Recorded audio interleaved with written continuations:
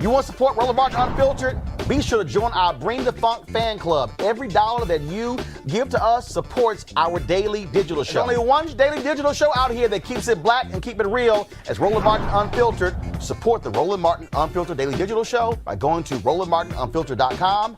You can make this possible. The CDC has identified a case of coronavirus in Washington state.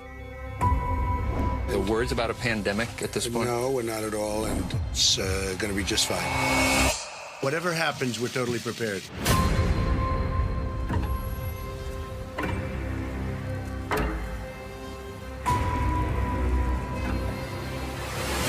We, the scientists, knew what to do for the pandemic response. The plan was in front of us, but leadership would not do it. It is time to lay our careers on the line and push back. It's clear the United States did not perform to the best of its ability with the coronavirus.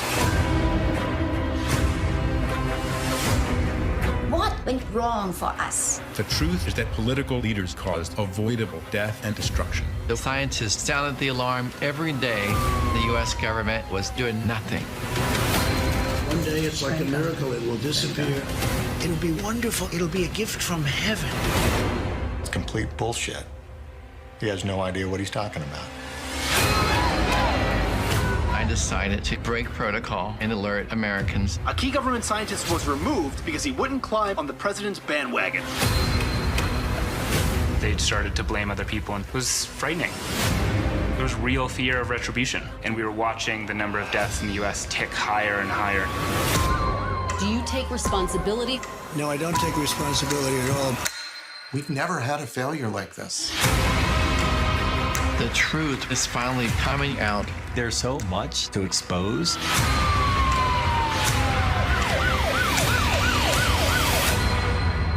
We have it totally under control.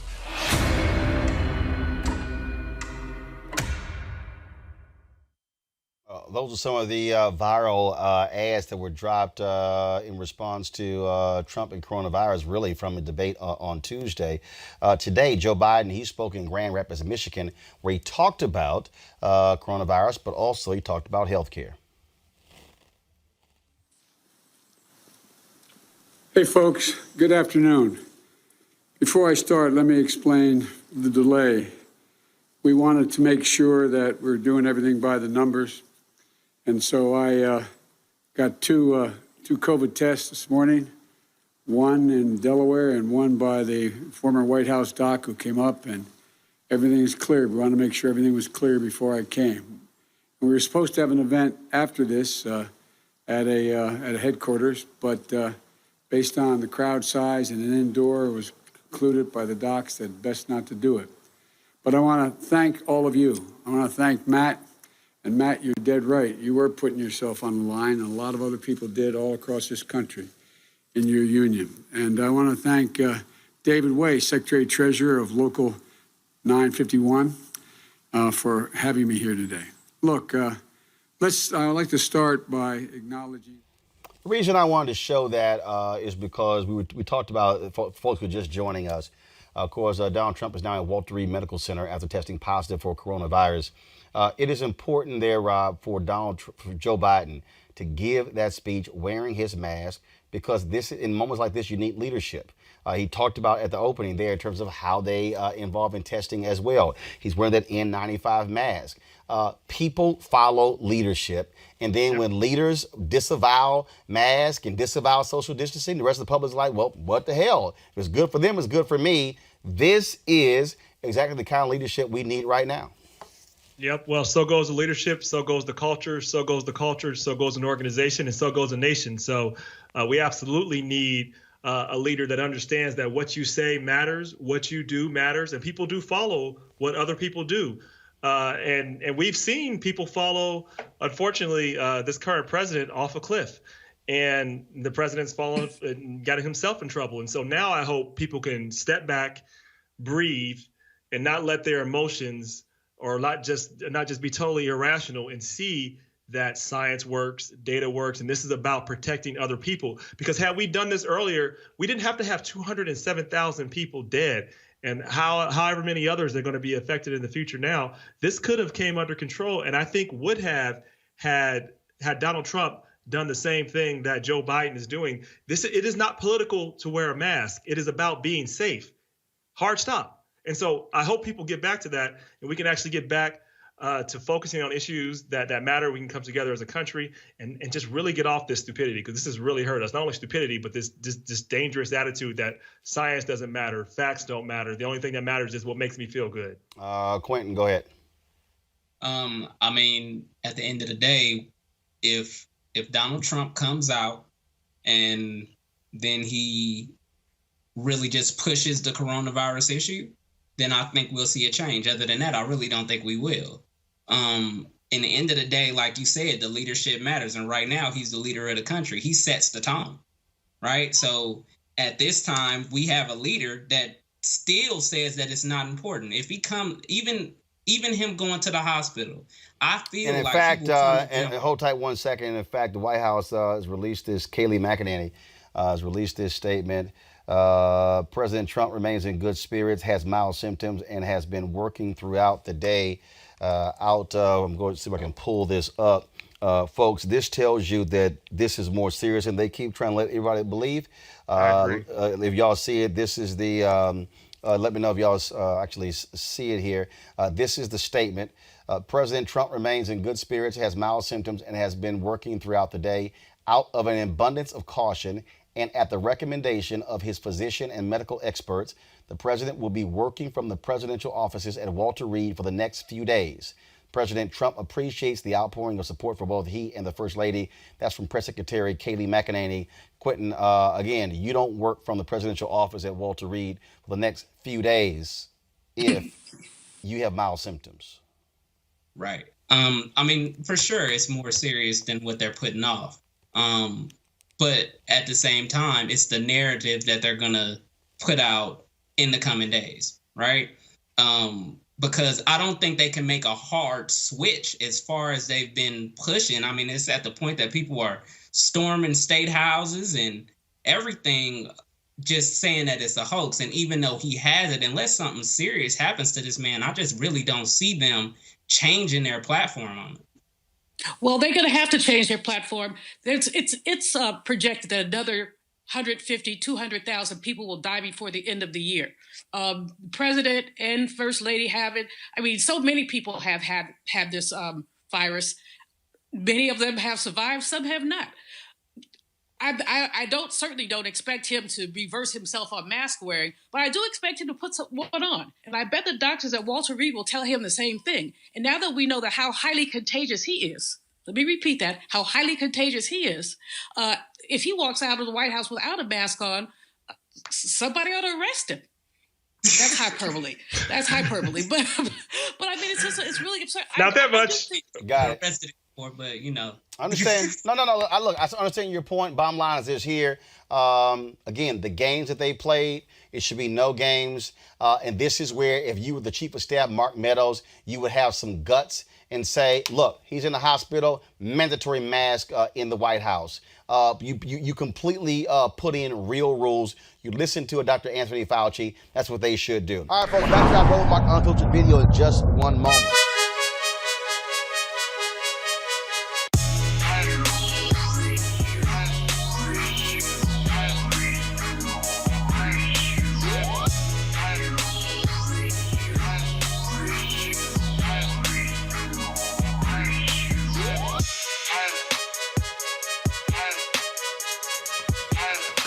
All right, folks at Seek.com, of course, they black-owned company founded by Mary Spiel. They have a couple of great products that you can actually get. This is their VR headset. This headset, folks, allows for you to actually take your cell phone, pop it right into here, close it up, and then you can actually watch the VR content, the virtual reality content on Seek.com right there through your phone. Actually, it's pretty cool. You can also look at 360-degree video from other websites as well, and it puts you literally right there where the video was shot. And so they have this particular headset right here. They also have their 360-degree 4D headphones. And so these headphones right here, which are Bluetooth. Also, they have the headset, which you use for when you, if you're for all you gamers out there. And then, of course, it has this amazing sound, really, which actually covers around. Typically, you just have the headphones just right here, but this actually has a sound that goes all around your head. I love these headphones. Love listening to music with them and watching videos as well. And so, all you got to do, folks, is go to Seek.com, Seek.com. Use the promo code RMVIP2020. That's RMVIP2020 to actually try these out. And so that's what we want you to do. All right, folks. So again, go to Seek.com. You want to support Roland Martin Unfiltered? Be sure to join our Bring the Funk fan club. Every dollar that you give to us supports our daily digital show. There's only one daily digital show out here that keeps it black and keep it real. As Roland Martin Unfiltered. Support the Roland Martin Unfiltered daily digital show by going to RolandMartinUnfiltered.com. You can make this possible. A video showing a black male jogging in Boston being stopped by the U.S. Immigration and Customs Enforcement has emerged and sparked outrage for the city's mayor and lawmakers. Y'all, watch this. We're all set? Yeah. Are we all set? Oh, we're all set. We're all set? Yeah, sure is. Yeah, we're all set, sir? Yeah. Thank you. Yeah, Just want to make sure. Thank you. Enjoy your run. Free to go. Thank you. Do you have any, real quick, do you have any tattoos on your left or right arm? Just so we can confirm, and we'll be out of here. For me? Yeah. Am I free to go? Do I have to show you? If I'm free to go, then I'm not showing you anything. Thank you. Have a great day, guys. Man, you see the feds try to stop me? ICE tried to stop me in my own neighborhood, bro? Yo, what? This shit is crazy. Hey, record this just in case. Record this in case, bro, for real.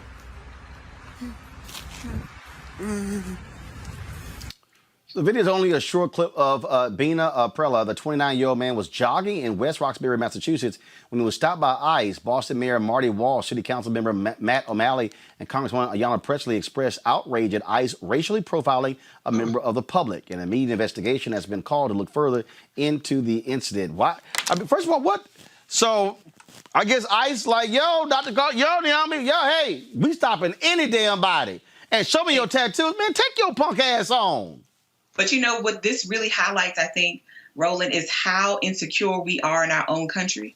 And most of the time, none of us have anything on our person that could actually prove our status. So if they were to take him and hold him, they could have done that day. And there would have been nothing that he had on his person in that moment to prove that he was not an undocumented person, or the person that they claimed they were looking for, which is some Haitian, right? And just because he's black and out running, because I'm sure that's what Haitian absconders for justice right now doing, is running around Boston.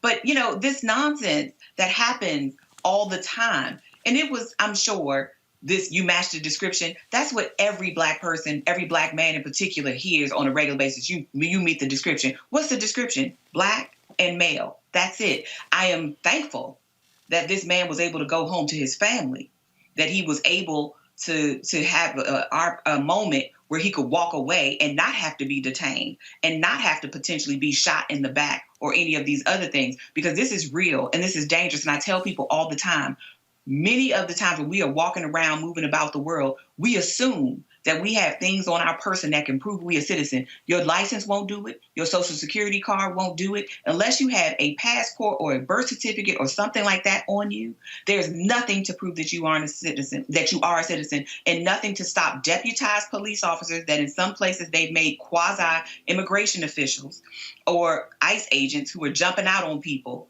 from detaining you. And that is the really scary fact. Bottom line here, Michael, is these people have been emboldened by Donald Trump. Fired Donald Trump in November, ICE has to stand down. That's why he has unleashed ICE on America, and let them do whatever the hell they want to do. Absolutely, Roland. And, you know, what I want to, well, first of all, the Congressional Black Caucus has been speaking out, and I saw a press conference a few months ago that a few members of the Congressional Black Caucus had. I think it was at the southern border, if I remember correctly. I know you covered it also.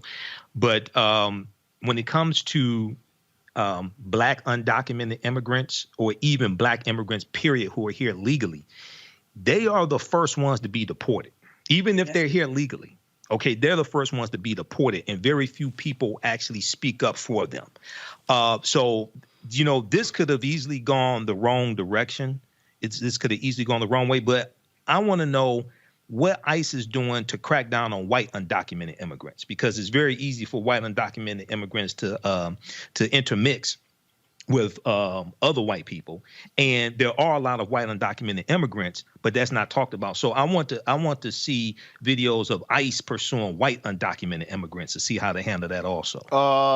That ain't gonna happen, Rob. Nope, not gonna happen. And you will not find that tape. I will make 100%, 1,000% guarantee you won't. But you know, I remember when Trump first started early off in his administration. There were some Black people that were okay with this tough crackdown, and even some second generation Latino immigrants that were okay with this. They were like, well, we need to be legal and all this stuff. But listen, they're going to come after you. It doesn't stop with immigrant. It's going to keep going. It's going to keep going to Black. So when you see injustice against a group, you know it's going to come against you, particularly if you're a person of color. So we have to make sure that anywhere we see injustice, as Dr. Martin Luther King said, injustice anywhere is a threat to justice everywhere. That's what he means. It metastasizes. It will always grow, and it's always going to come to Black people. So we should never be for it, whether it's going after Muslims, whether it's going after women. It will always come back to us anyway. Period. And also, let's be clear, undocumented Black immigrants live in Black communities with native-born Black people. And the reason they're picked up more often is because our community are hyper-policed. So this is also a Black American native-born problem, right? These kinds of things happening. It's not just about undocumented Black citizens, because they didn't stop that man because they thought he was undocumented. They stopped him because he was Black. All right, folks, back to our Roland Martin Unfiltered video in just one moment.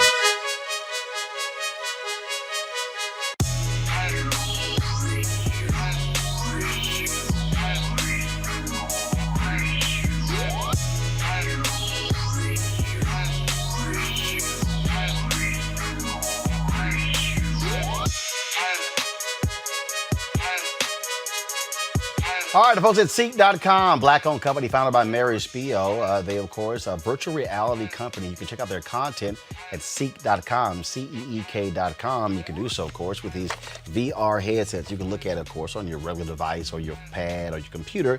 But if you want to experience being in the room, you can use this headset right here.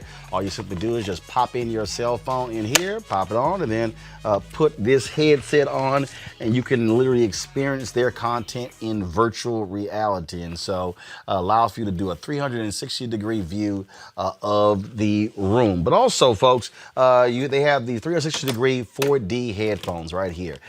These are Bluetooth headphones. They have complete surround sound in terms of as you hear the particular music. Gamers love them as well when they're playing their games. And so it's just phenomenal bass in these headphones as well. You can get one or both devices at Seek.com using this promo code RMVIP. VIP 2020 RMVIP 2020. So we certainly thank the folks at Seek.com for being a partner with us here at Roland Martin Unfiltered. All right. You want to support Roland Martin Unfiltered? Be sure to join our Bring the Funk fan club. Every dollar that you give to us supports our daily digital show. There's only one daily digital show out here that keeps it black and keep it real as Roland Martin Unfiltered. Support the Roland Martin Unfiltered daily digital show by going to RolandMartinUnfiltered.com.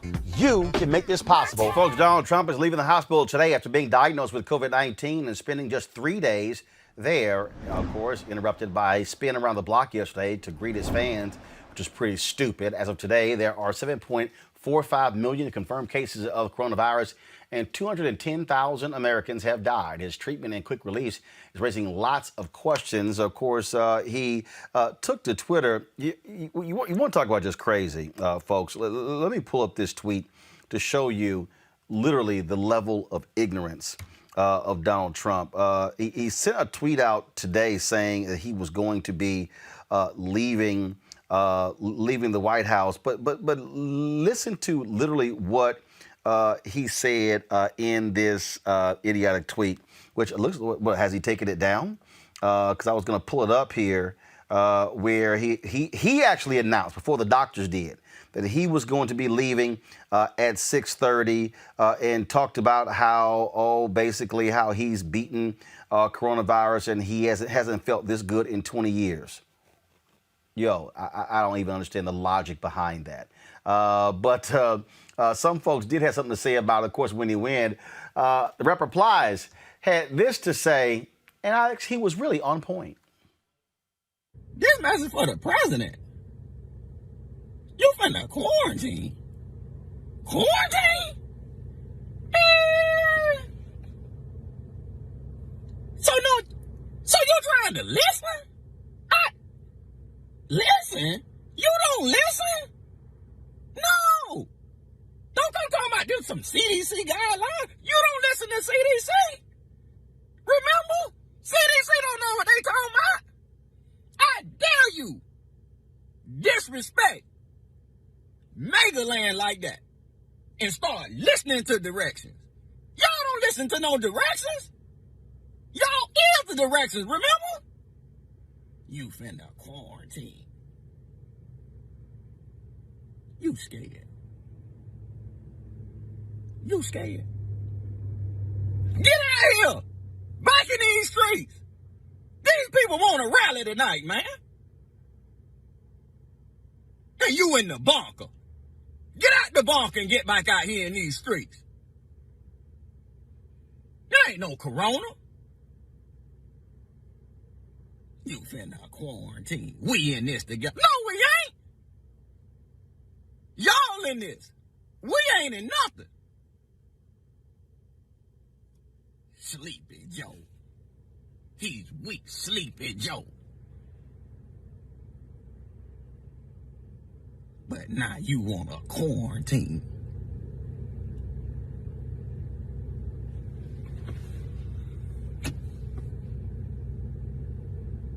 Get out here now. In these streets. Throw some more Get back on Air Force One. And I better not see no masks on you. You don't wear masks. Y'all don't wear masks. You want to quarantine. Oh, you tested positive for COVID. Ain't no COVID, bitch. Joining me now is Dr. Christy McDowell, a microbiologist and CEO and founder of Baby Scientists, Inc. Dr. McDowell, glad to have you on Roland Martin Unfiltered. We've had all these news conferences with his doctors not wanting to release some information.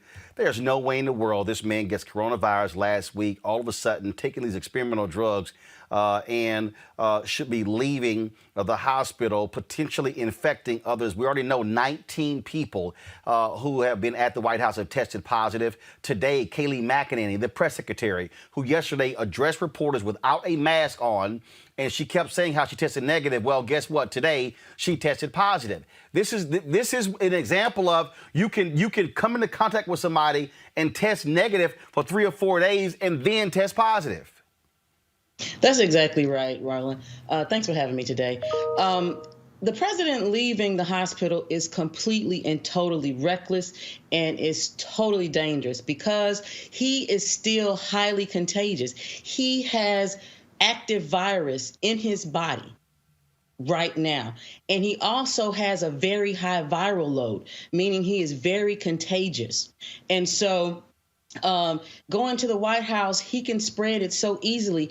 And I saw in a van photo when he went to go greet his people outside of Walter Reed, he had on just a simple little face mask. He needed an N95 mask on, for someone who has active coronavirus in their body, who is totally infectious. And walking around the White House, the staffers, he's putting them at risk. And one thing that people forget is, yes, those staffers may be wearing masks, but another portal of entry is through the eyes.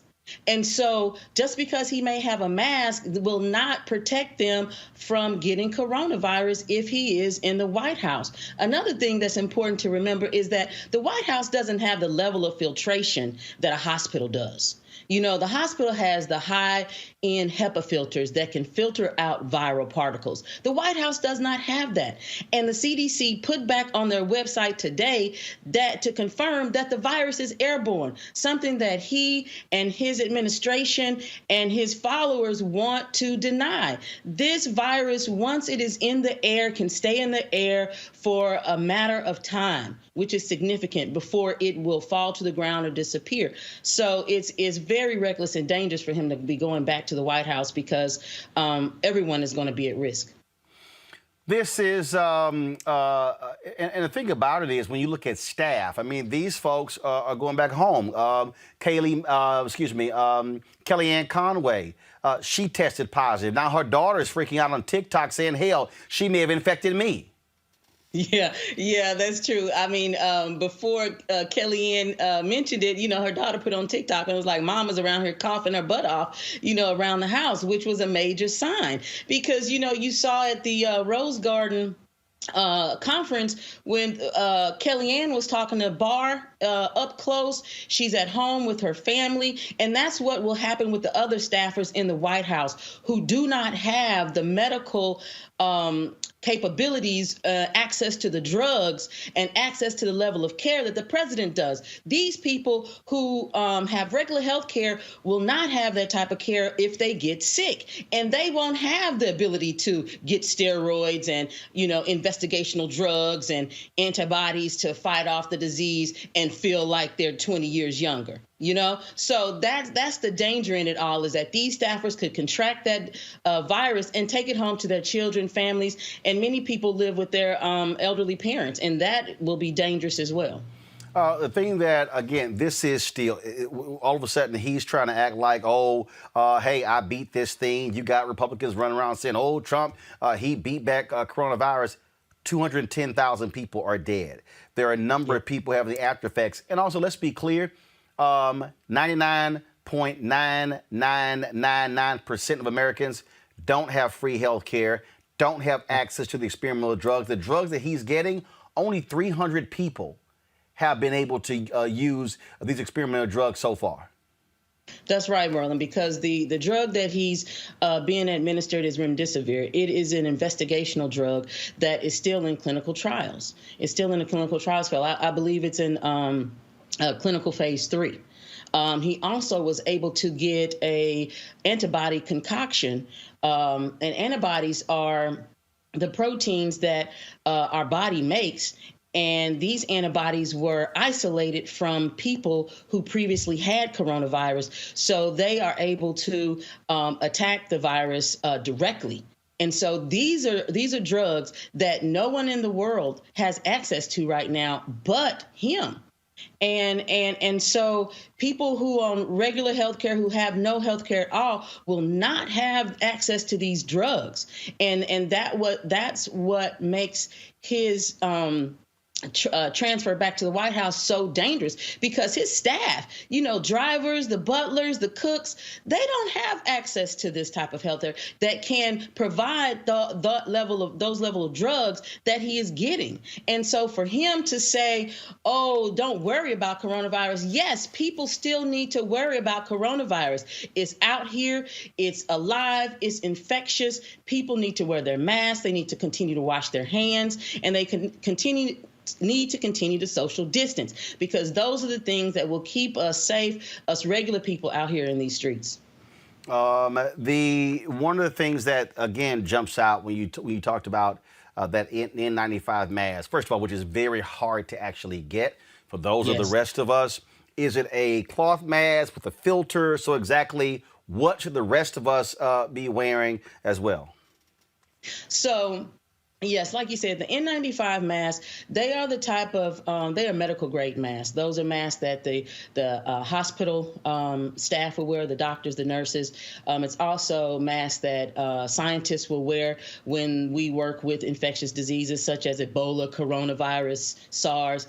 Those masks have a filter that is small enough to filter out a particle that is small like a virus. A virus is so small that it's you cannot see it with the human eye, and you have to have a high-powered microscope in order to see it. And so that the filter in those N95s is very important. And so for him, that is something that he should have been wearing so that he could block the passage of that virus. Now, for everyday people, yes, a regular mask will do, because there has been many scientific studies out that shows that the regular cloth mask that everyday people wear is just fine. Right? It will block, at least 75-80% of your spit that comes out when you talk, when you cough, when you sneeze. So those masks are totally fine, and I encourage everyone to continue to wear them. Now, for someone who is highly contagious as the president and who has access to everything, he should have been wearing an N95 mask to protect the people around him, especially being in a closed vehicle with his Secret Service detail. All right, then. Doc, we certainly appreciate it. Thank you so very much. Thank you, Martin. I appreciate it. All right, folks. Our panel, Dr. Avis Jones-Dweaver, political analyst, Eugene Craig, CEO, Eugene Craig Organization, Teresa Lundy, principal founder, TML Communications. Folks, today on the campaign trail, this was Jill Biden being very cognizant of the need for social distancing. Joe Biden was standing way too close to reporters. She took it upon herself to move Biden back. Watch this.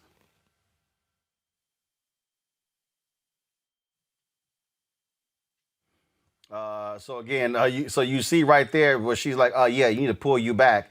Right. That's what should be happening. We also, of course, are seeing right now this back and forth, how the Trump people are basically making light of Senator Kamala Harris. You have folks who, first of all, they've agreed to move apparently the podiums 13 feet apart.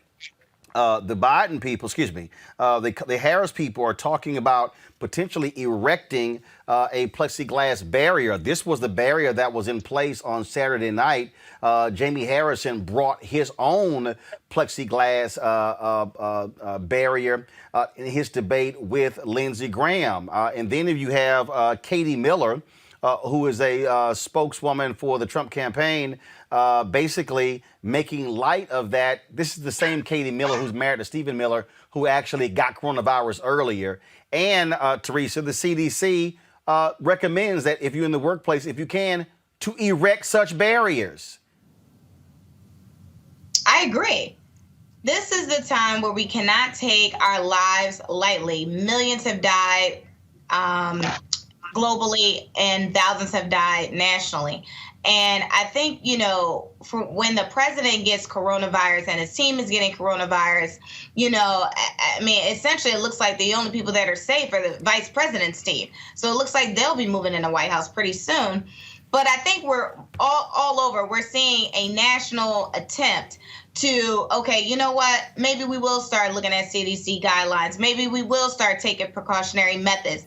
But again, if your life matters to you, then you need to be taking the proper protocols, hand washing, temperature checks, PPE, if you have it. If you don't, go get it, and make sure you share it with a friend. But, I know right here locally, we just got finished opening up at 50% capacity for restaurants indoor. That's a huge risk. Like, I am still opposed to doing that. I'm also just still doing takeout at this time and cooking more at home. But I think it's to each his own. People want to feel comfortable, but at the end of the day, you have to be safe. Absolutely. Bottom line here, Eugene, this is an idiot we're dealing with, an idiot who is all about attention seeking. He is so desperate for attention. That little drive-by yesterday was abysmal, putting those Secret Service agents at risk. He doesn't care. And so there's this whole deal now, the 6:30 deal. He's doing that to time it with the national broadcast outlets. He wants everybody covering him, getting out of the hospital. That's all this is. Yeah, look, that's all it is. It's a big show for him, right? At this point, all they're concerned about is the next 30 days of his election. His health be damned. The thing is this. Friday, when they his health be damned, and his staff and White House personnel's health be damned. Yeah, well, look, it comes down to power, right? It's hey, we can't have this guy laid up in Walter Reed and the world, watching and his poll numbers steadily dropping. To the point where, Biden may rack up 400 electoral college votes because, now, Trump did his best to chase Corona. He finally caught Corona. As I posted over the weekend, I said my only regret is that the 210,000 people that have died from Corona of no fault of their own, I wish they had the same level of access to health care that this guy had, that spent, part of his time spreading misinformation about Corona, part of his time using his actual power to help the spread, and then part of his time doing his best to chase it to finally catch it. Avis, what we're dealing with here is a psychopath. That's what his sister Mary Trump calls him. I trust nothing that his doctors say. They are not being honest and truthful to the American people. And frankly, when their lips are moving, they're lying. Absolutely. And I completely agree. He is a psychopath because only a psychopath would have been as irresponsible as he was today with that particular tweet. But it's in line with how he acts anyway. I mean, just really think about this. He literally received hundreds of thousands of dollars worth of medical care. When you're thinking about everything that happened from his flight over there to all of the time that he spent there to his flight back and everything, I am sure he had at least, over $100,000 worth of medical care. Yet we know he just paid $750 in taxes. And we know that this sort of stunt, because something isn't adding up here. Something isn't adding up here. The timeline of when he got it or something's not adding up here is just not right. But he has been doing publicity stunts the entire time. All of those staged photos, now the staged exit, now to be as irresponsible as to, instead of talking about the importance of people being able to follow the guidelines and wear masks, he is in fact encouraging people not to. Put this in line with what he has done most recently. He's sidelined Fauci. He's even sidelined Bricks. And he's brought in someone as his main advisor who's not even an epidemiologist, but someone who is in fact in favor of herd immunity. What he is trying to do is he's trying to kill you. Basically, they have told you what they're doing. They have given up on coronavirus. They've just forget it. Every man, woman, and child for himself. And even though I'm going to have my privileged access to things that you will never get, including pretty much a smaller hospital-like status within the White House, you go ahead out there and do whatever you have to do, just as long as we can, quote unquote, get this economy back. I don't care. He doesn't care how many bodies he has to step over to do it. But I just hope that the American people can see through this so that they can make sure that he is the one that's going to be seeing the exit come November 3rd. All right, folks, back to our Roland Martin Unfiltered video in just one moment.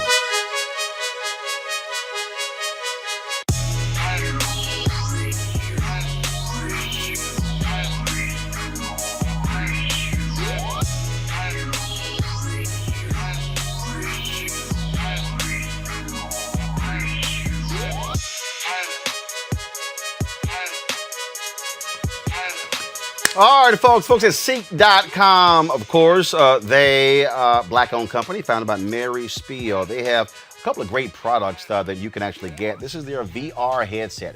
This headset, folks, allows for you to actually take your cell phone, pop it right into here, close it up, and then you can actually watch the VR content, the virtual reality content on Seek.com right there through your phone. Actually, it's pretty cool. You can also look at 360-degree video from other websites as well, and it puts you literally right there where the video was shot. And so they have this particular headset right here. They also have their 360-degree 4D headphones. And so these headphones right here, which are Bluetooth. Also, they have the headset, which you use for when you, if you're for all you gamers out there.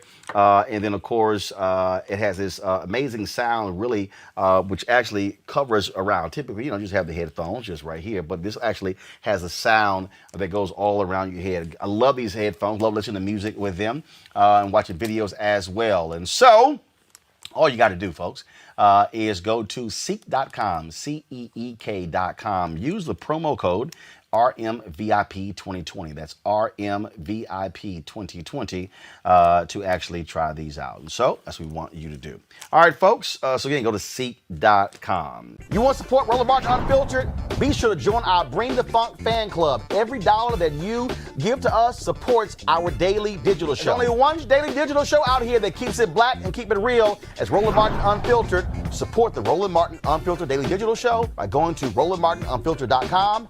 You can make this possible. All right, folks, we've been talking the election. 27 days left before Election Day, but we're already in Election Day with early voting starting all across the country, with people dropping mail-in balloting all across the country. And folks, there's a new poll from the political advocacy group Black Futures Lab, which shows that black folks say they're not deterred from showing up to the polls in spite of all the efforts by Republicans to turn them away. 81% of respondents say they plan on voting in the general election. We're joined by with the details with Alicia Garza, principal with the Black Futures Lab, and Terrence Woodbury, an analyst for. First of all, we had you used to be with Brilliant Corners, but you're now with Terrence, name of the group? Yeah, Hitch, CEO at Hitch Strategies, bro. Yeah, absolutely. So they had the old title there in the script there. Let me first start with you, Terrence. You conducted this poll. Give people just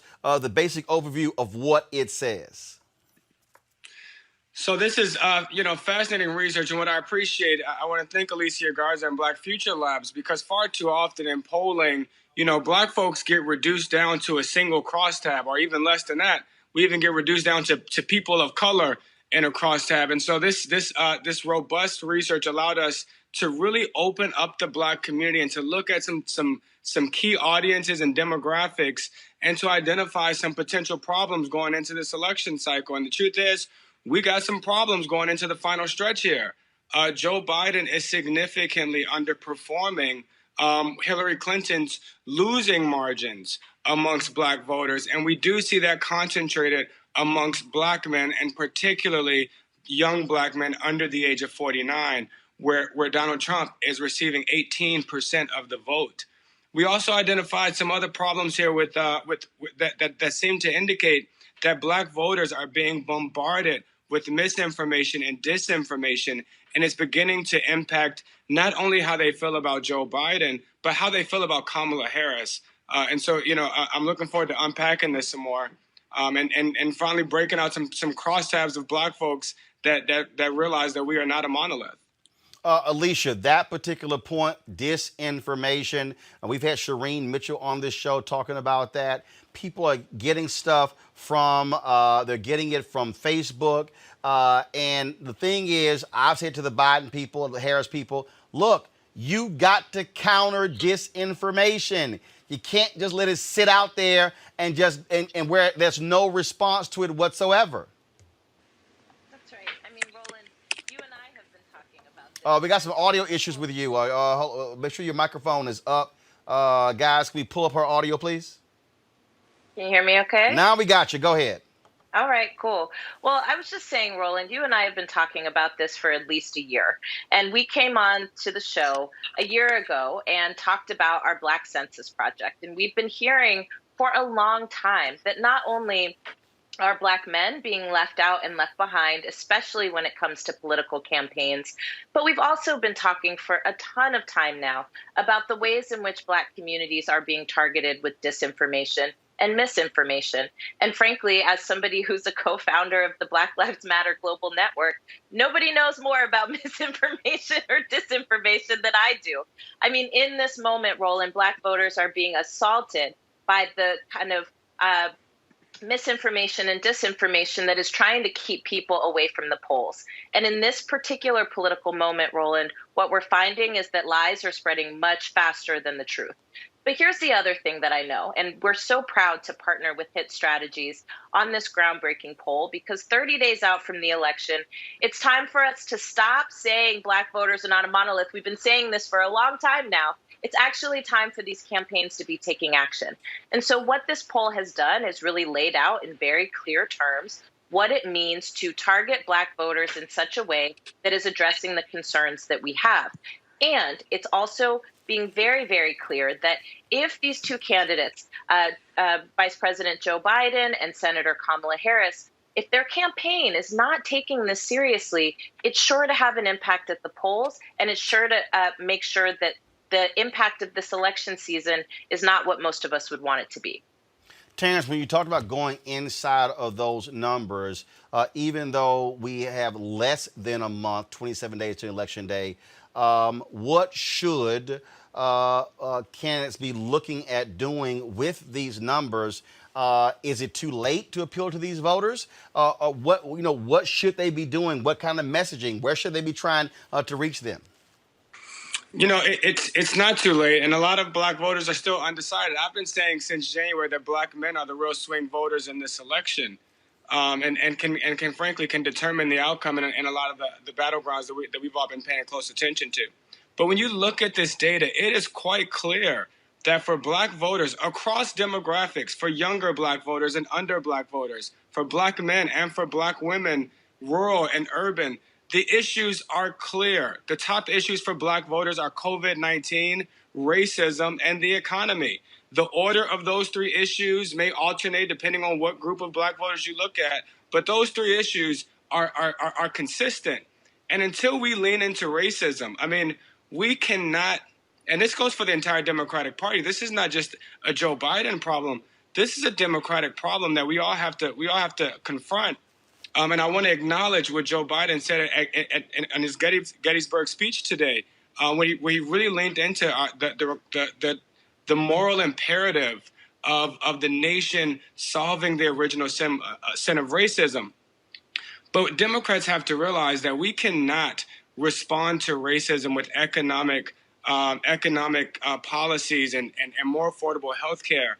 There is an anxiety amongst Black voters, specifically amongst younger Black voters, younger Black men who are closest to this pain, who are the reason many of us have gone out into the streets and protests.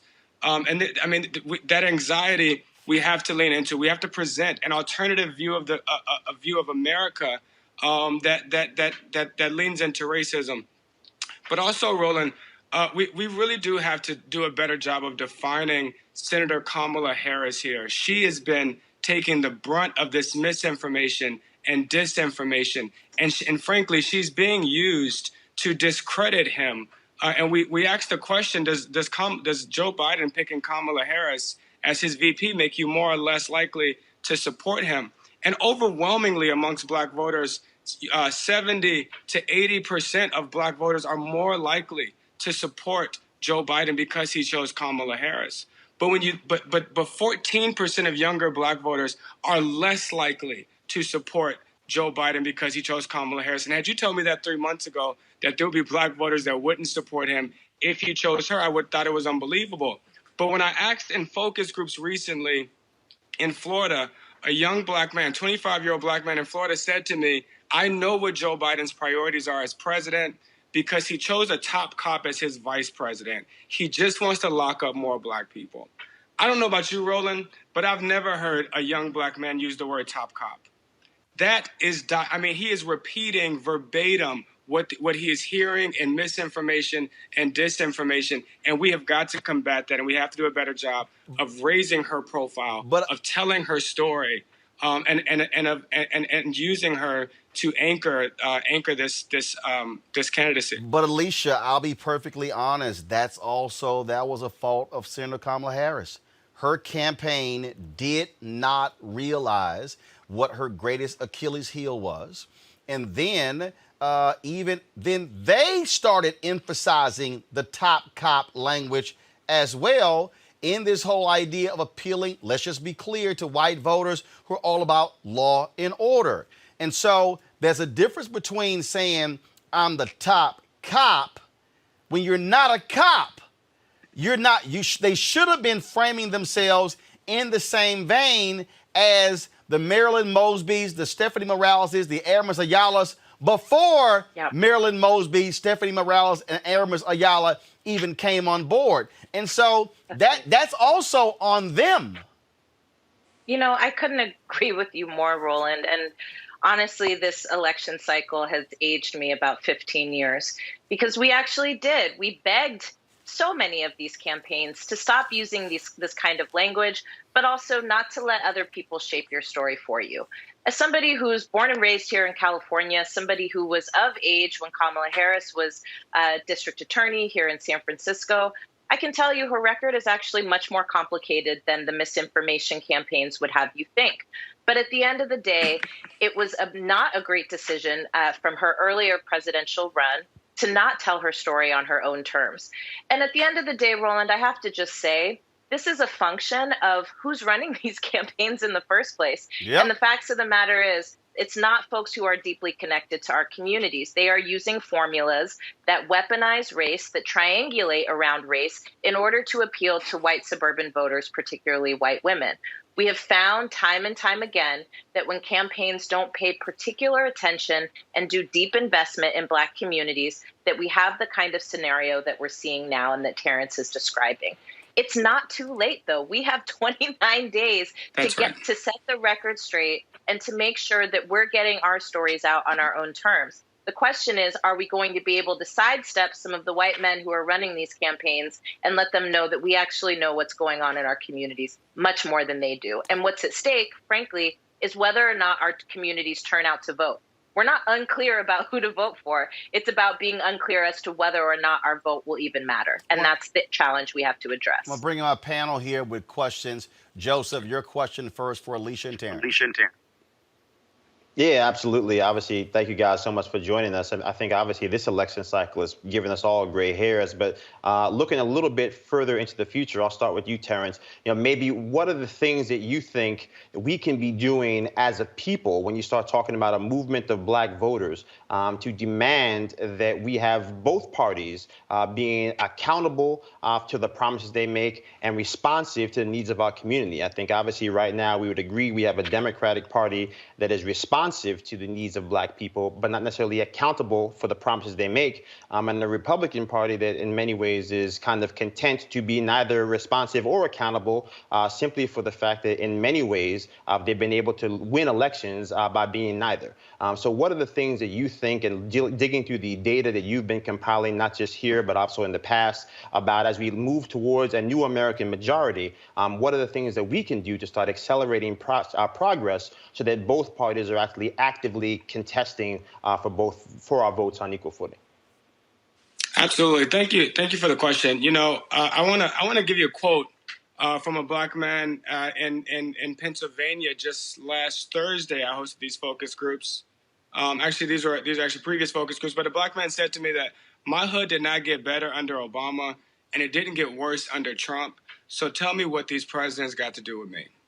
And that's the real challenge that we have. This is not just a Democratic problem. There's a systemic problem here where Black men, to Alicia's point, Black men are deciding whether or not they continue to engage politically, whether or not they actually benefit. I asked, when is the last time voting made your life better? And the silence was deafening. It was deafening. It has never made their lives better.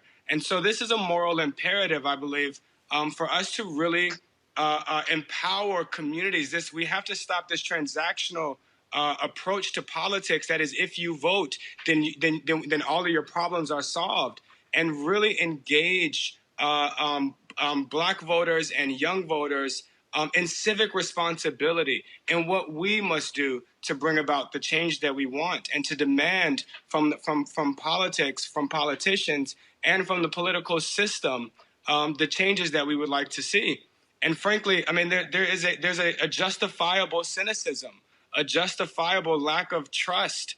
And so we can't continue to lead with, policy promises and policy prescriptions. And if you vote for me, then I will give you all of these things. They don't believe us anymore. We have to start engaging with answering the question, what have you done for me lately? And this is what I advise all of my candidates. You have to lead with your record. Lead with what you've been doing, and that way that there's a proof of concept here. You begin to show that people are actually working and fighting on your behalf to improve the issues that you say are important, and then we can begin to lean into policy prescriptions. But we really do have to show the efficacy of politics. Does it actually have an impact on their lives? We know the answer to this, but how well are we communicating that answer?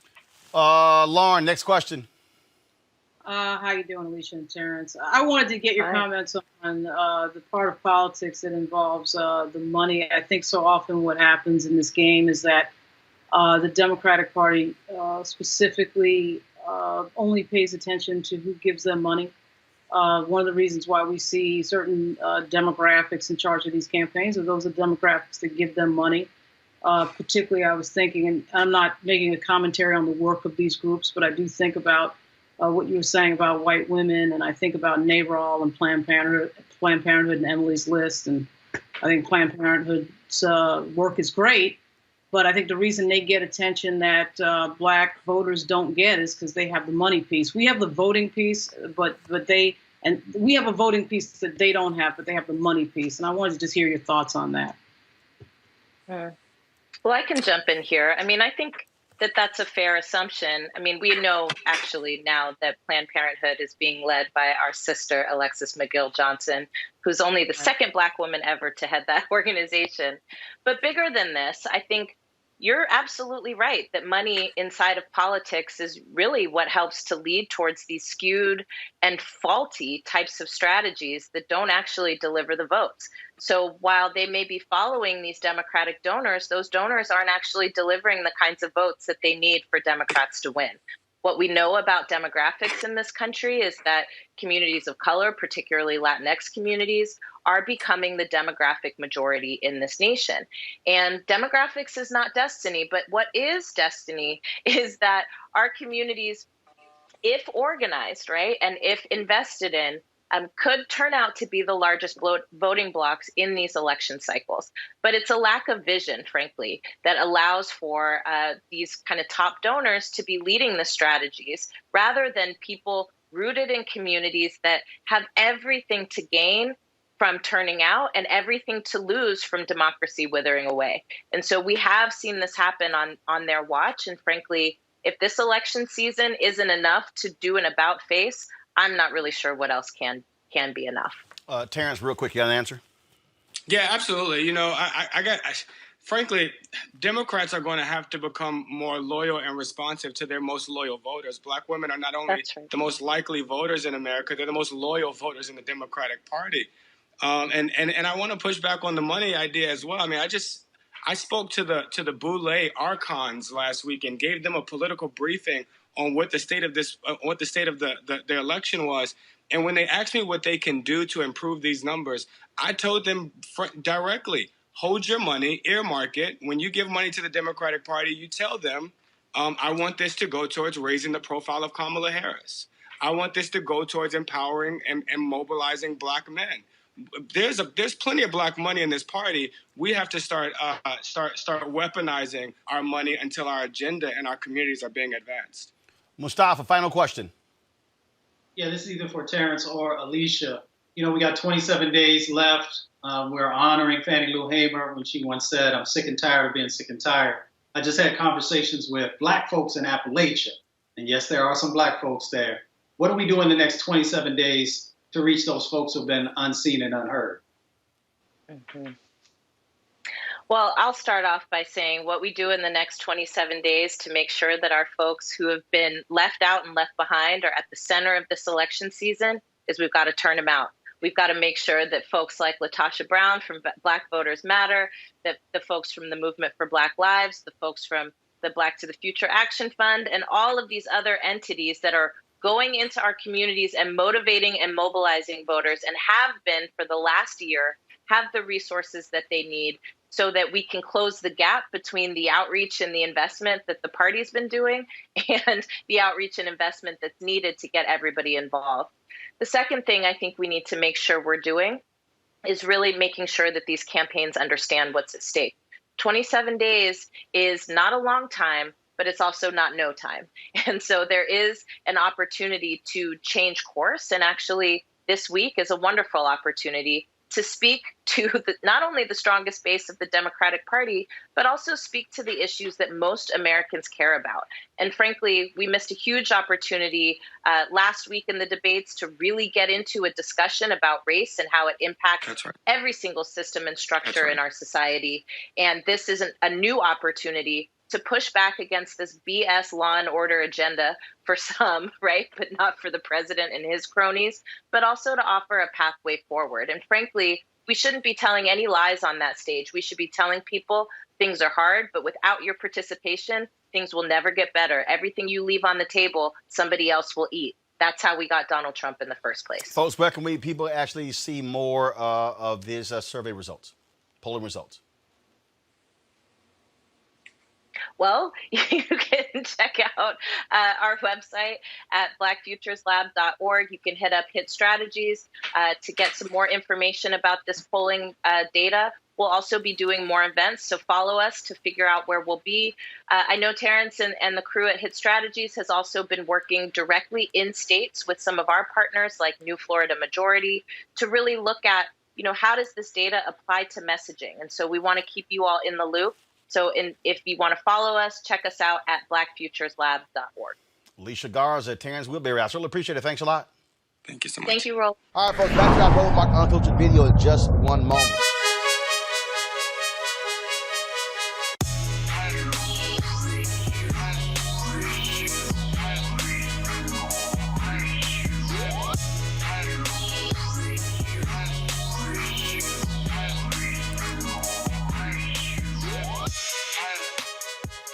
All right, we support Black-owned businesses here on Roland Martin Unfiltered. The folks at Seek.com, they, of course, have a couple of things. Their virtual reality headset right here, folks. You just drop your cell phone right in. You can look at their content on Seek.com or look at 360-degree video right here through this headset. It's an absolute, actually, it's pretty fabulous to actually be in the room, in the place with that virtual reality video. They also have these great 360-degree 4D headphones. Gamers love them. You can listen to music, watch videos, great surround sound. All of that's great. These two devices here you can get from Seek.com, CEEK.com. Use the promo code RMVIP2020. RMVIP2020. And we certainly thank Mary Spiel, the founder of the company, and folks at Seek.com for being supporters of Roland Martin Unfiltered. You want to support Roland Martin Unfiltered? Be sure to join our Bring the Funk fan club. Every dollar that you give to us supports our daily digital show. There's only one daily digital show out here that keeps it black and keep it real. As Roland Martin Unfiltered. Support the Roland Martin Unfiltered daily digital show by going to RolandMartinUnfiltered.com.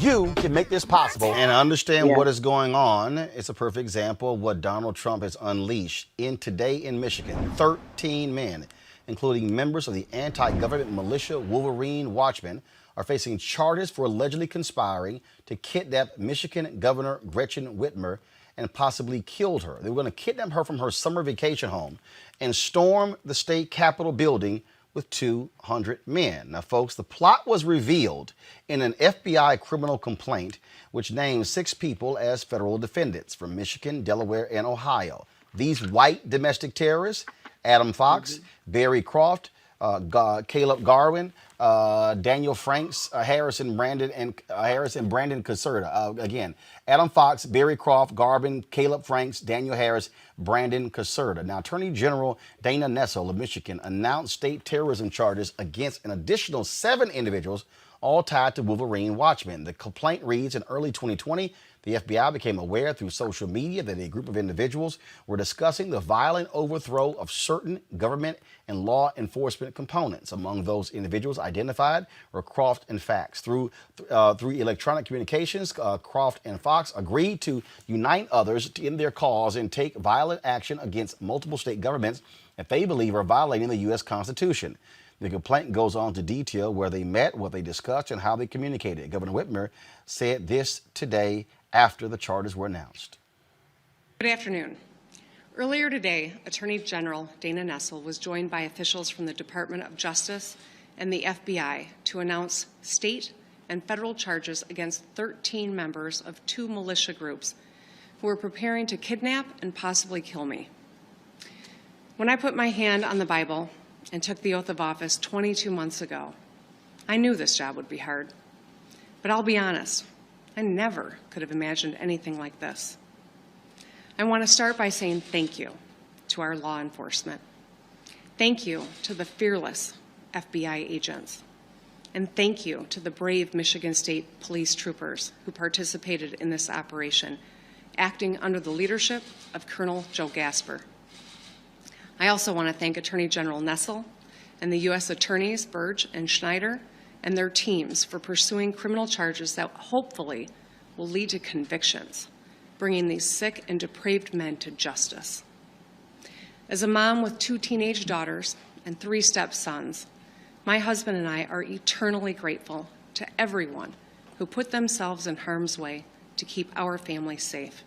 This should be a moment for national unity, where we all pull together as Americans to meet this challenge head on with the same might and muscle that put a man on the moon.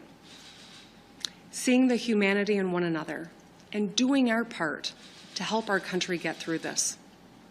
Instead, our head of state has spent the past 7 months denying science, ignoring his own health experts, stoking distrust, fomenting anger, and giving comfort to those who spread fear and hatred and division. Just last week, the President of the United States stood before the American people and refused to condemn white supremacists and hate groups like these 2 Michigan militia groups. Stand back and stand by, he told them. Stand back and stand by. Hate groups heard the President's words not as a rebuke, but as a rallying cry, as a call to action. When our leaders speak, their words matter. They carry weight. When our leaders meet with, encourage, or fraternize with domestic terrorists, they legitimize their actions, and they are complicit. When they stoke and contribute to hate speech, they are complicit. These domestic terrorists have been emboldened by the White House, folks, since Donald Trump was in there. Joining me now is Malcolm Nance, the author of a number of books, including The Plot to Betray America, How Team Trump Embraced Our Enemies. Guys, show the book, please. How Team Trump Embraced Our Enemies, Compromised Our Security, and How We Can Fix It. That's his book right there. Malcolm, look, the FBI director, Christopher Wray, has said before Congress numerous times the biggest threat of white domestic terrorists. Joe Biden emphasized that at last week's debate. Donald Trump was spewing nonsense, talking about Antifa, blasting him, and all these Republicans, let's just be honest, they are in bed with these white militias. Well, if we're specifically talking about white militias, yes, they are the hardcore base of Donald Trump's support. This is why he will not disassociate himself from the Proud Boys or the Ku Klux Klan or anybody else who is Caucasian and supports Donald Trump and flies a Trump flag, whether, there's all sorts of violent groups there and people who are semi-violent. We had a massacre at a Jewish synagogue in Pittsburgh, Trump supporter. We had a man who mailed bombs in an attempt, a crude attempt to decapitate the entire Democratic Party, Trump supporter. We had armed gunmen that went to a synagogue in San Diego, right-wing extremists, white supremacists, Trump support. I mean, these people are his base, and he thoroughly understands it. He cannot lose white men, so he doesn't care who supports him or what they do. And the thing here is that I was driving in and I said this here. Anybody that votes for Donald Trump should pay the heaviest political price for what they're doing to this country, because here's the reality, Malcolm. Trump is going to lose. He's going to get beat badly. And these people, at least 25 or 30% of this country, they will never accept the results. They have emboldened them. This is not the Tea Party. This is even going crazier. And these folks are going to continue to threaten, storming capitals. These are the anti-mask people. Trust me, when there's a vaccine, they're going to be anti-vaccine people. They're going to be pushing their conspiracy theories. And you're going to have idiots like Jim Jordan and Louis Gohmert and others, the crazy woman out of Georgia who's guaranteed to win, Marjorie Greene. They are going to be their flag bearers in the Congress. Right. And, we really have to have some preparation for what could possibly happen. Look, I know that we are trying to maintain the norms that we have, and that's great. But this plot against Governor Whitmer is serious. It is very, very serious.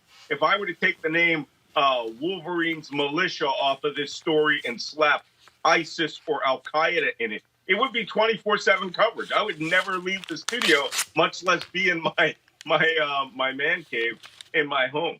Be real clear. If this was 20 Black Lives Matter activists, my Lord.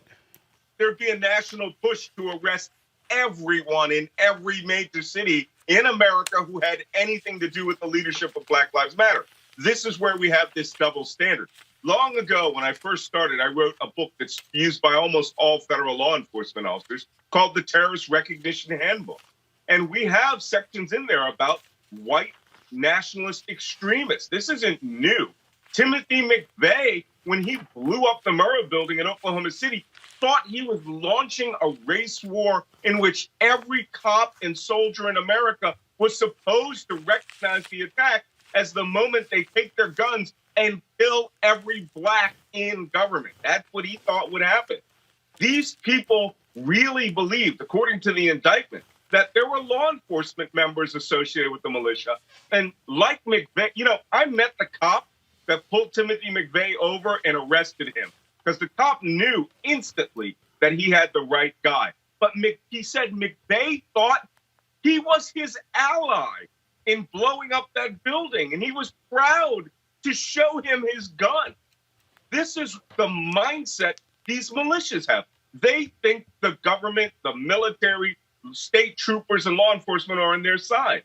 And the only reason the FBI got an informant out of the box was because they intended to kidnap and kill not only the governor, they intended to kill her 6-man state trooper security detail. They were going to blow up the bridge where there would be 2 or 4 more policemen there. And then they were planning on running and gunning and taking the governor up to Wisconsin, of all places, in order to put her on trial as a tyrant and execute her. And why? Because she insisted they wear face masks in Michigan. This is insane. But the insanity has weapons. And the insanity believes they have the open endorsement of the President of the United States. But it's not just they have weapons. They also, in ProPublica, and I'm trying to find the story right now, ProPublica did a particular story laying out how these militias, it turns out they're targeting cops. Not only that, we know the FBI dropped their own report that showed how police officers and white supremacists, first of all, how militia members and white supremacists are infiltrating police departments. That's why Timothy McVeigh was thinking that way. And that's why when black folks are talking about racist cops, we know what the hell we're talking about.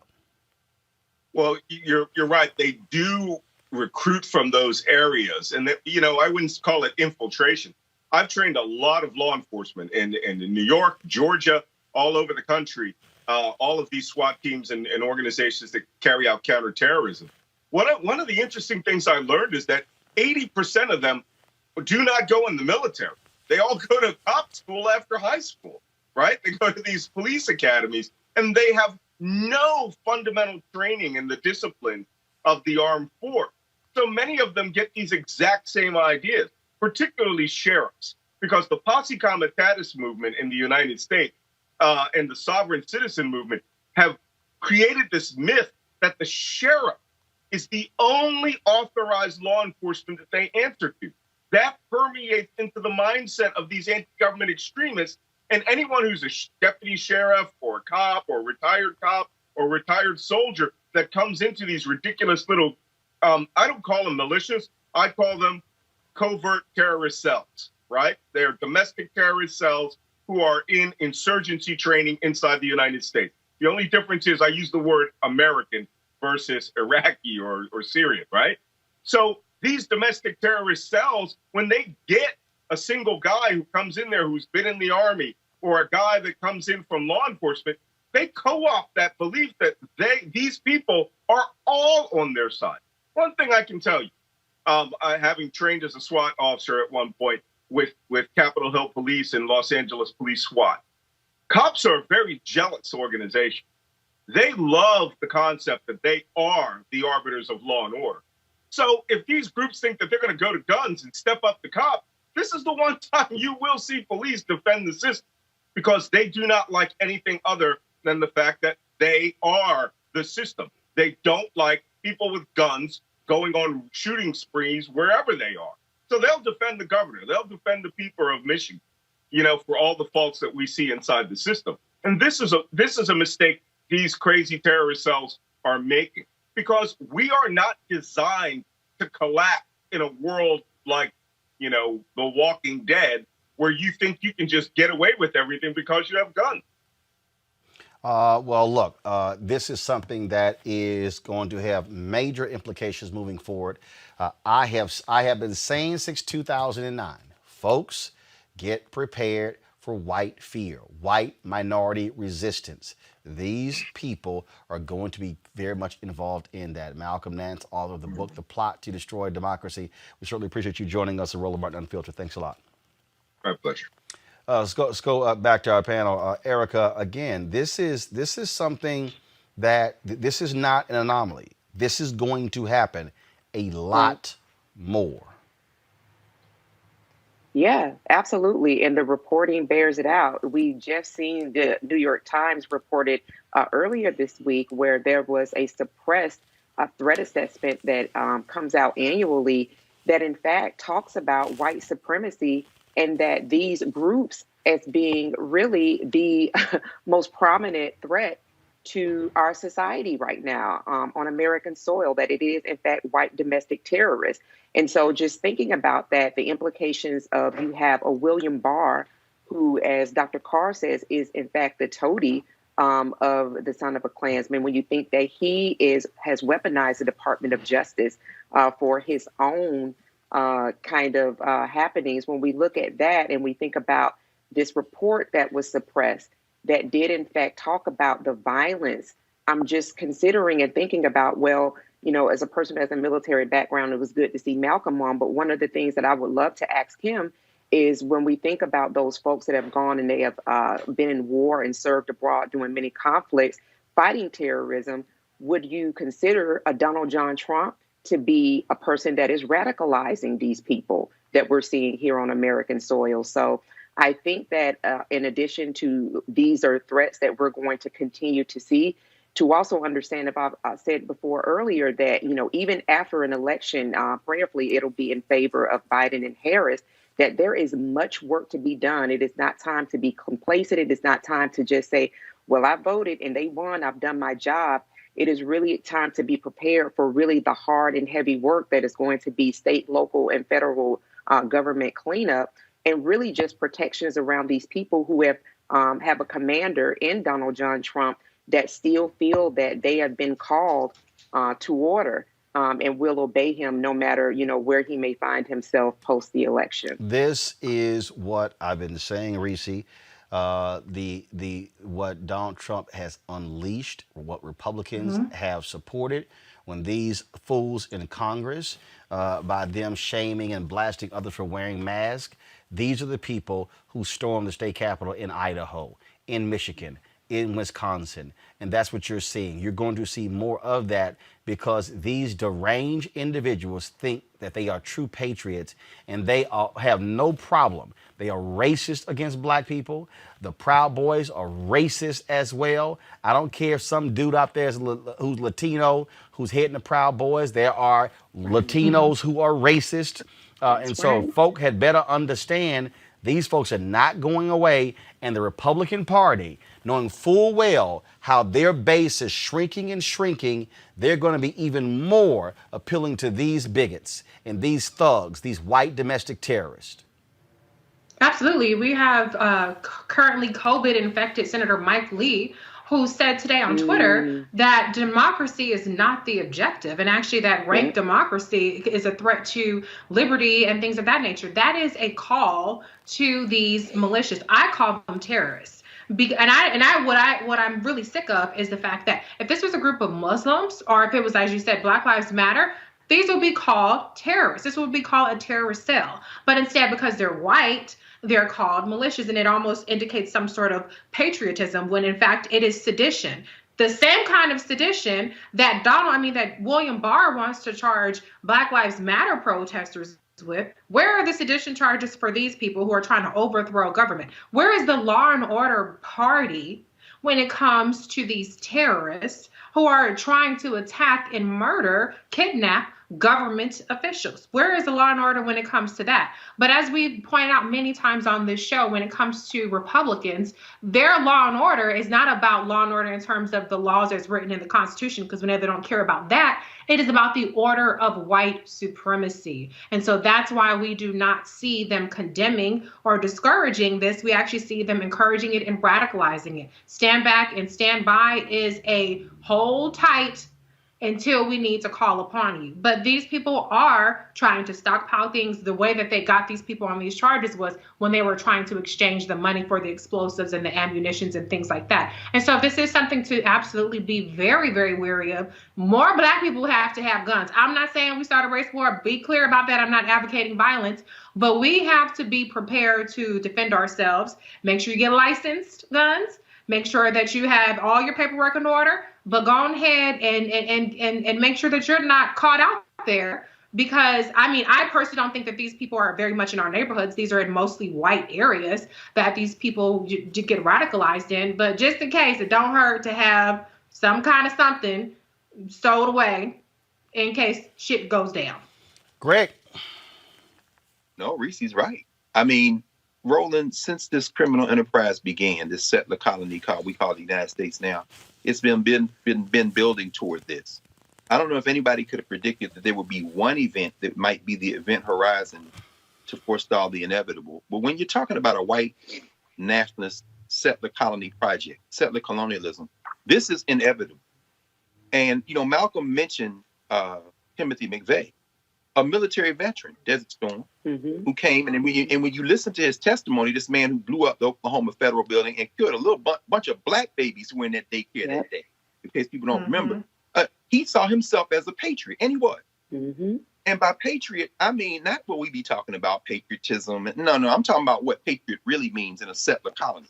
It means a white nationalist. So when we saw these people, everywhere but the United States, ISIS is referred to as Daesh. That's what it's called in the Muslim world and, coverage of. But here in the United States, it's called ISIS. Fine. What we saw in Michigan with what some people are calling vanilla ISIS is the one wing of the white nationalist project. They're all working together. Understand, another wing is the Michigan State Supreme Court that ruled last week 4-3 that the governor of the state doesn't have the power to extend the emergency measures that prevented perhaps as many as 74,000 deaths with COVID-19. Another wing is Neil Gorsuch and them on the Supreme Court who want to revive that same doctrine in the federal level, what they call the non-delegation doctrine. So when vanilla ISIS was meeting to hatch this plot, they weren't meeting in Michigan. They met in Dublin, Ohio. I went to grad school and law school at Ohio State in Columbus. Dublin is the Columbus suburb. So another element of the White Nationalist Party is the Secretary of State, Frank LaRosa, who's another member of vanilla ISIS. He just happens to be an elected member. So when he lost his case a couple of days ago, when the Ohio Supreme Court says, no, you can put more than one ballot box out. He says, fine, but they all got to be at a single location. So I'll put a bunch of them around the one polling, the office in each county. Understand, they're all working together. Greg Abbott, the governor of your home state, Texas, is a member of the White Nationalist Terrorist Party, except he's an elected member. So when he says put one box per county, he's working hand in hand. And all Vanilla ISIS is, like all Timothy McVeigh thought he was, they are the paramilitary wing. Finally, Jamie Raskin had the most important event that took place last week. It wasn't the debate or the screaming match, not the screaming match, Donald Trump screaming at Joe Biden. That same day is when you were talking to Malcolm, and you mentioned it, Roland. It was the hearing that Jamie Raskin, Congressman Raskin, held on Capitol Hill, the Subcommittee on Civil Rights and Liberties, about the fact that these paramilitary folks have invaded law enforcement, and he used the 2006 FBI report, and this FBI decided that, well, they're not going to testify, they're not going to come. Why? Law enforcement is riddled with white supremacists. Yep. When the Vietnam War was over, some of them got on a plane and fought in what used to be Rhodesia on the side against the Africans in Zimbabwe. And then Dylan Roof, when he was arrested, you know why he had a old South Africa patch on his arm when he went in there and shot up these people at the church, in Emmanuel Church in South Carolina? Because he saw himself as law enforcement. Law enforcement, the White Nationalist Party that is silent about this, and Vanilla ISIS are all part of the same thrust. They are going to run white supremacy till the wheels run off. And if we don't understand that, everything else we think we understand, to quote Neely Fuller and Francis Cress Welsing, will only confuse us. All right, folks, back to our Roland Martin Unfiltered video in just one moment.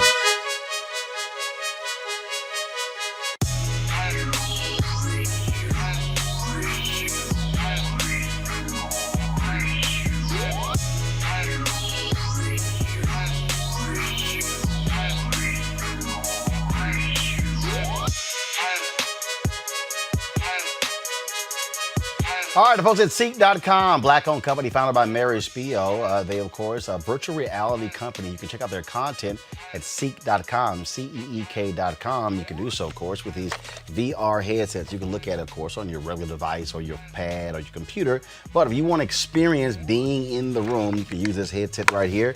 All you simply do is just pop in your cell phone in here, pop it on, and then put this headset on, and you can literally experience their content in virtual reality. And so allows for you to do a 360-degree view of the room. But also, folks, they have the 360-degree 4D headphones right here.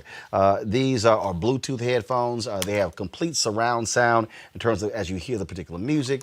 Gamers love them as well when they're playing their games. And so it's just phenomenal bass in these headphones as well. You can get one or both devices at Seek.com using this promo code RMVIP 2020, RMVIP 2020. So we certainly thank the folks at Seek.com for being a partner with us here at Roland Martin Unfiltered. All right. You want to support Roland Martin Unfiltered? Be sure to join our Bring the Funk fan club. Every dollar that you give to us supports our daily digital show. There's only one daily digital show out here that keeps it black and keep it real as Roland Martin Unfiltered. Support the Roland Martin Unfiltered daily digital show by going to RolandMartinUnfiltered.com. You can make this possible. This breaking news came in, and I must admit, I'm not really tripping on this whole deal here. You're going to love this one, Mustafa. Stephen Miller has tested positive for COVID. Per a senior administration official, adds Miller has been working remotely for the last 5 days, testing negative every day through yesterday, and is in quarantine after a positive test today. This is from Hallie Jackson. Stephen Miller, the white supremacist working in the White House. But here's why, y'all. Here's why this is karma. Because his wife, Katie Miller, was talking trash yesterday about Kamala Harris because the Kamala Harris team wanted to have a plexiglass between her and Vice President Mike Pence. And so she said, well, if Kamala wants to build a wall between her and Pence, fine, let's do it. Now your husband, Katie, you talking trash about Kamala. Now your husband got coronavirus, which means you likely got coronavirus. This, Mustafa, it shows the sheer ignorance how the White House, that Amy Coney Barrett White House Rose Garden ceremony, where they were just hugging and kissing each other, they were sitting there passing the coronavirus around like it was a blunt. Puff, puff, pass, pass. Like a blunt. I like that.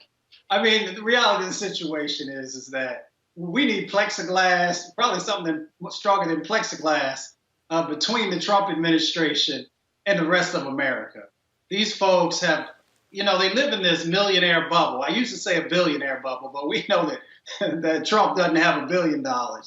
And they're so disconnected from what everyday people are dealing with. How in the world are you going to have a conversation to stop the stimulus checks that need to come, to stop small businesses from receiving the dollars that they need to be able to move forward? You say you open up the economy and you downplay COVID-19 because you say you want to get the economy going again, but yet you do everything to damage small businesses, which were a huge part of our economy. And then you tell folks not to wear masks, so more people get sick, more people can't work. I mean, it's so nonsensical, the things that they do, but at the same time, they are dangerous because they're sending a message across the country that is one that places people's lives in jeopardy on not a daily basis, but on an hourly basis. So I don't want to see anybody get sick. I don't want to see anybody die from COVID-19, but karma sure is and y'all can fill in the blank. Well, you talk a little trash, Lauren, and all of a sudden now it's in your house.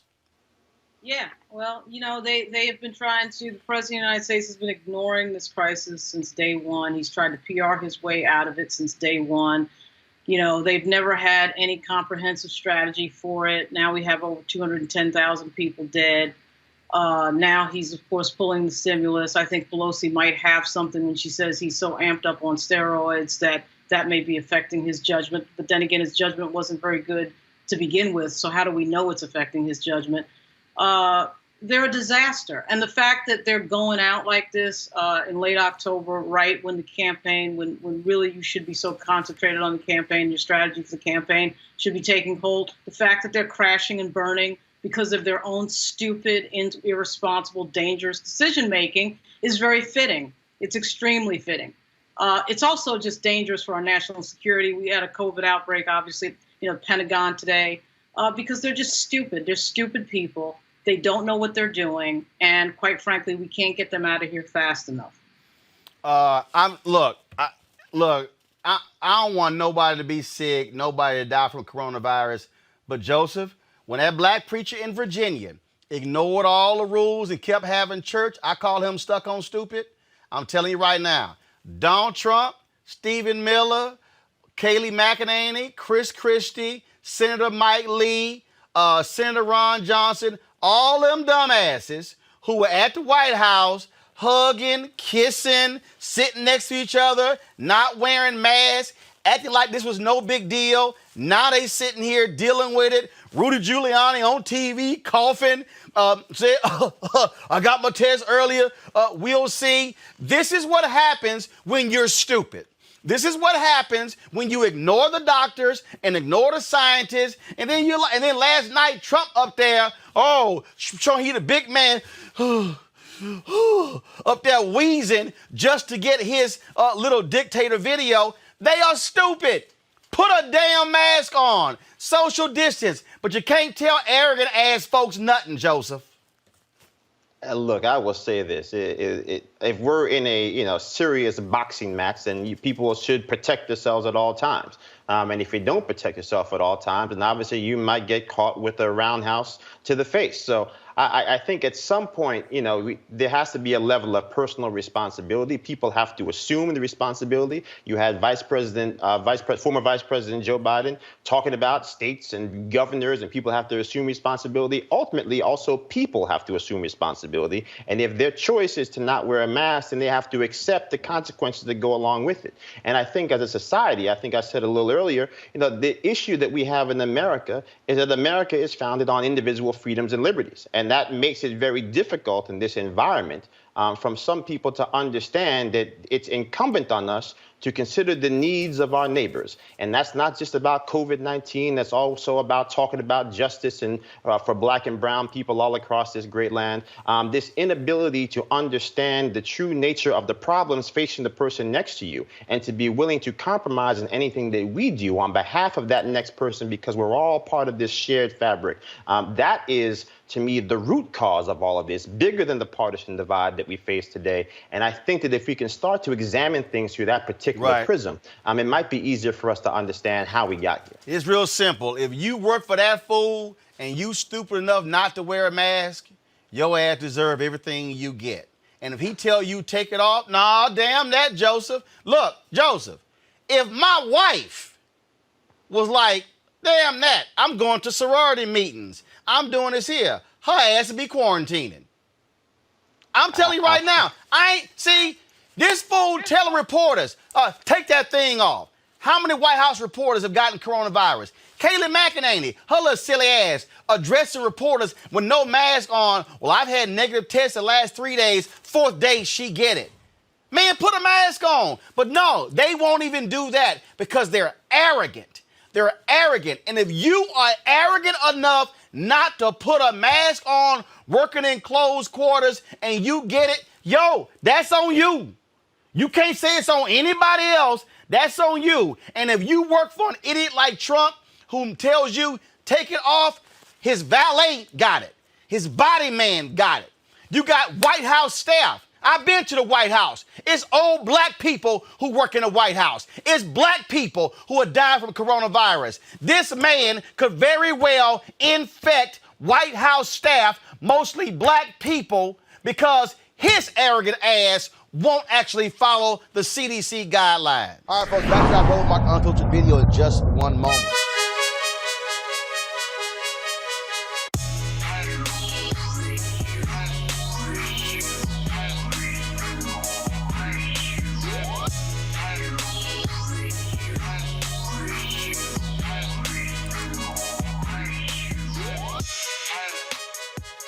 All right, we support black-owned businesses here on Roland Martin Unfiltered. The folks at Seek.com, they, of course, have a couple of things. Their virtual reality headset right here, folks. You just drop your cell phone right in. You can look at their content on Seek.com or look at 360-degree video right here through this headset. It's it's pretty fabulous to actually be in the room, in the place with that virtual reality video. They also have these great 360-degree 4D headphones. Gamers love them. You can listen to music, watch videos, great surround sound. All of that's great. These two devices here you can get from Seek.com, CEEK.com. Use the promo code RMVIP2020.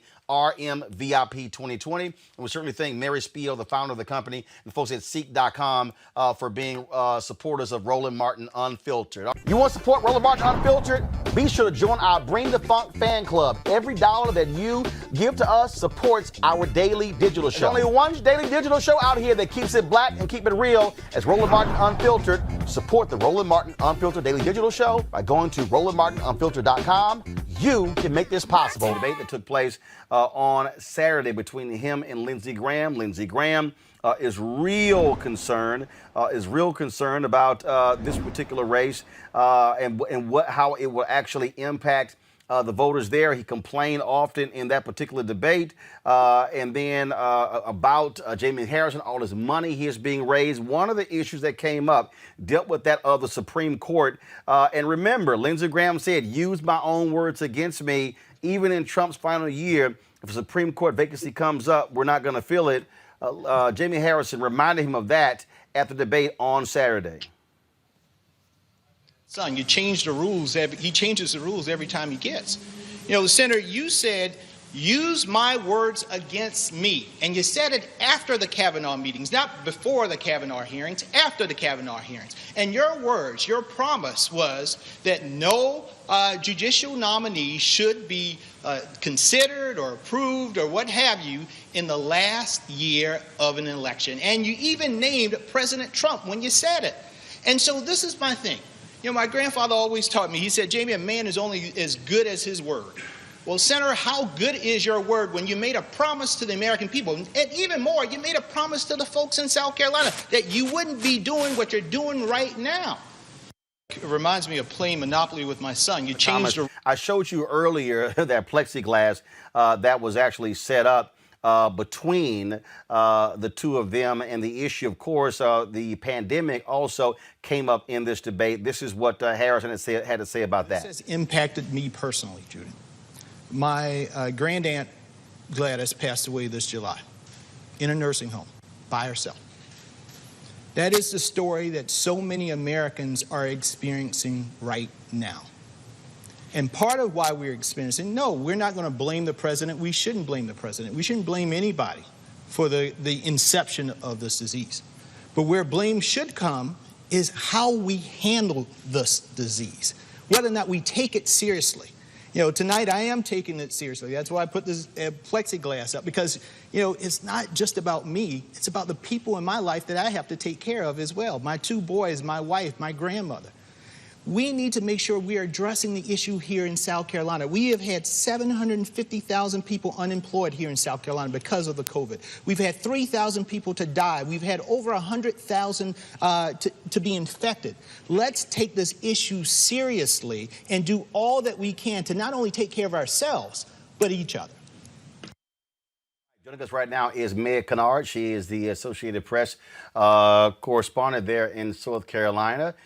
She, of course, has been covering this race, was at the debate. She's national politics reporter for Associated Press. All right, Meg, give us a sense. That plexiglass was pretty interesting. Was anyone aware that Harrison was going to bring that with him? Certainly none of us there in the audience. And hello, Roland. It's good to be back with you as always. You know, when I walked into the debate hall that night, a couple hours before game time, and saw that partition, I was kind of wondering, okay, which candidate's side is that? Because they weren't labeled.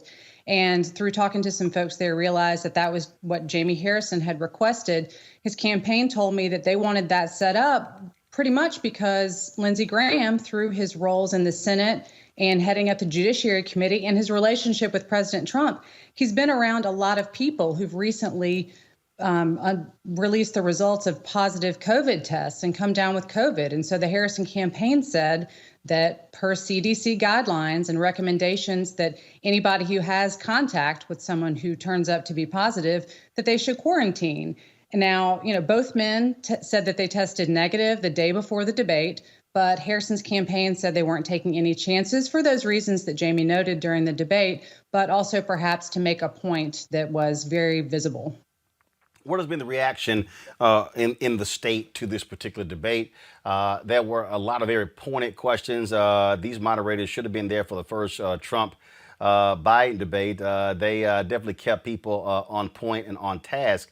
But it seemed as if Graham was real nervous. He was rocking constantly the whole time.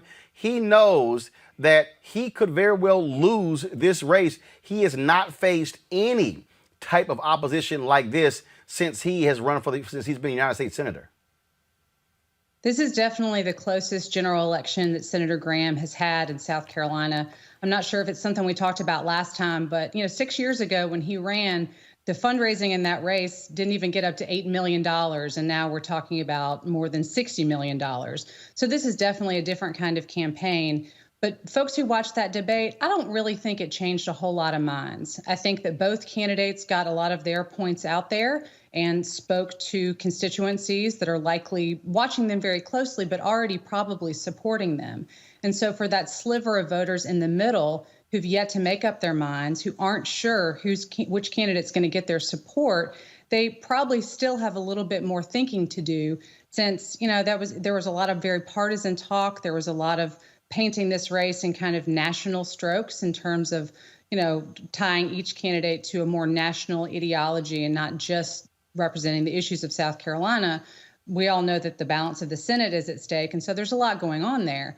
But all in all, in these closing weeks, these candidates are really going to have to continue to get their message out because, as we've seen, from all appearances, this race has tightened up a whole lot in the last couple of months. Where is it going to be decided? And again, why all of a sudden is it tightened? Is it because there are a number of people who are simply dissatisfied with Donald Trump's job? I mean, look, this is considered a deep red state, and Republicans look at this as a guaranteed victory. Donald Trump is up, in a significant way over Joe Biden in South Carolina. But why is this race tight? Yeah, this is still South Carolina, where Republicans are in every statewide elected office, control both chambers of the legislature, and most of our congressional delegation. So, a South Carolinian, a Democrat, hasn't been sent to Washington from South Carolina statewide in quite some time. And so really, when you look at the voters in this state who do vote straight party, a lot of them vote Republican straight party. And if those voters are going and supporting Donald Trump, then in order to not also be supporting Lindsey Graham, they wouldn't be able to do that and would have to kind of parse out those Republican offices. Jamie Harrison knows that he needs to be able to cleave away some of that support and continues to make that argument. But one of the reasons why this race has gotten so much attention is because from its very inception, Jamie got a lot of national attention, got national fundraising dollars. That's why you've seen the fundraising on this side of the race totally balloon compared to cycles past. Democrats in South Carolina generally don't raise this kind of money, and a lot of his money has come from elsewhere.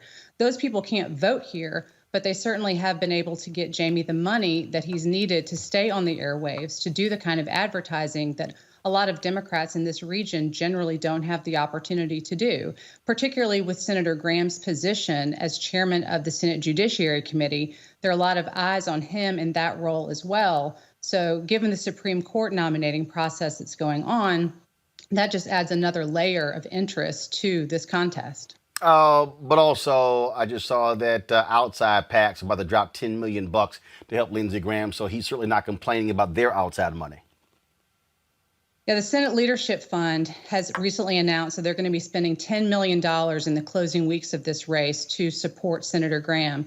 So certainly there's been a lot of PAC activity going on both sides, but that is certainly a last-minute kind of sign of strength in terms of helping keep his message out there. Senator Graham's fundraising has not been shabby. He and Jamie Harrison have been just about matched in terms of the amount of money that they themselves through their campaigns have been bringing in. So everyone here, as well as on national cable as well, but there have been a whole lot of ads being run. You can barely turn on the TV without seeing one from one side or the other, or a political action committee or another third-party group. So, yes, it's going to get even more intense in the last couple of weeks. Last question for you. Jamie Harrison desperately needs massive black turnout. Coronavirus has obviously impacted all of that in terms of being able to directly engage with voters. Are we seeing significant amounts of energy among African Americans in South Carolina getting behind his candidacy? You're right. He certainly needs that. And a lot of the voters that I've talked to throughout the campaign, particularly black voters, since they do make up most of the Democratic voters here, are very excited about Jamie. Obviously, South Carolina already has a black senator in Tim Scott, who happens to be a Republican. But in terms of Jamie's candidacy, yes, it does seem like there's a lot of interest, particularly among black voters. I was out at the Richland County voting office today because in-person absentee voting started here in South Carolina. And I talked to many voters, some of them African American, who are very excited about this race. And they're out there on the very first day that they could actually vote in person to go ahead and cast their ballots. So among all voters in South Carolina, I think that there is, we went through that whole presidential primary process. There's been a whole lot of attention on this state for a very long time. And that was massive turnout in that primary. That was a lot of turnout. You're right. Record-setting turnout in the Democratic primary, which was open to voters in both parties. You didn't just have to be a Democrat, but that does certainly portend that we'll be looking at significant numbers of voters in the general election, too. All right, then. Meg Kennard, Associated Press. We surely appreciate it. Thanks a lot. Always good to see you. All right, folks. Back to our Roland Martin Unfiltered video in just one moment.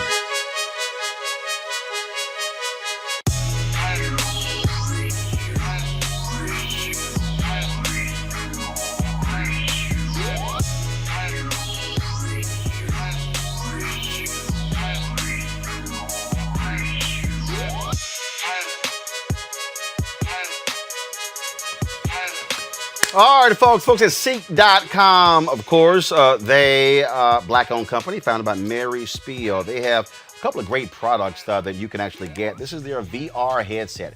This headset, folks, allows for you to actually take your cell phone, pop it right into here, close it up, and then you can actually watch the VR content, the virtual reality content on Seek.com right there through your phone. Actually, it's pretty cool. You can also look at 360-degree video from other websites as well, and it puts you literally right there where the video was shot. And so they have this particular headset right here. They also have their 360-degree 4D headphones. And so these headphones right here, which are Bluetooth. Also, they have the headset, which you use for when if you're for all you gamers out there.